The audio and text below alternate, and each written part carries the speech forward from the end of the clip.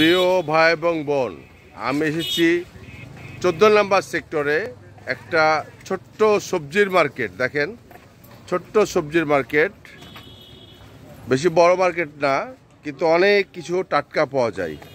এই যে দেখেন, সব টাটকা পাওয়া যায় জিনিস, এখানে সব টাটকা পাওয়া যায়। একবারে মনে হয় দিয়াবাড়ি থেকে, জমির থেকে উঠানো সব জিনিসপত্র, টাটকা সব জিনিসপত্র। দেখেন, তা আমি প্রতিদিন মানে হাঁটতে আসি আর কি, আমি প্রতিদিন হাঁটতে আসি এখানে। তো হাঁটার পরেই আমি জিনিস কিনতে আসি।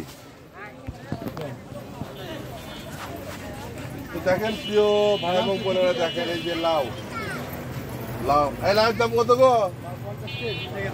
50 টাকা। এছাড়া লাউর দাম 50 টাকা।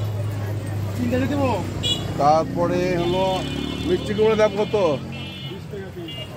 মিষ্টি কুমড়ার দাম, এই যে মিষ্টি কুমড়ার দাম হলো 20 টাকা পিস। এরকম সব জিনিসের দামই আছে খুব ইয়া। তোমরা এত কম দাম বিক্রি করো কেন? আমরা সারাদিন সকালে বেশি দামে, বিকেলে কম দামে বেশি, মাল বিকেল সেল হয়ে যায়।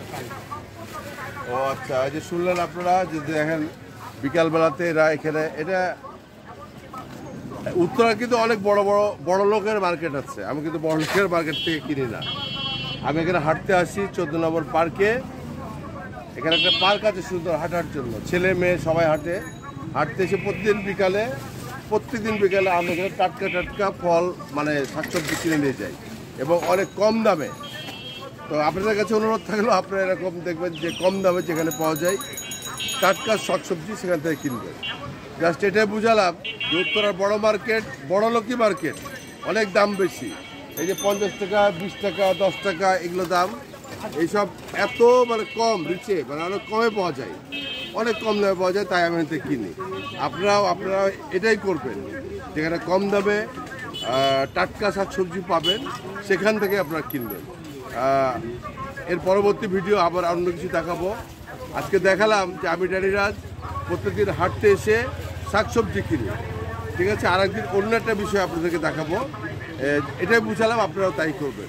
আপনারা সবাই ভালো থাকবেন, সুস্থ থাকবেন, আমার যে দোয়া করবেন।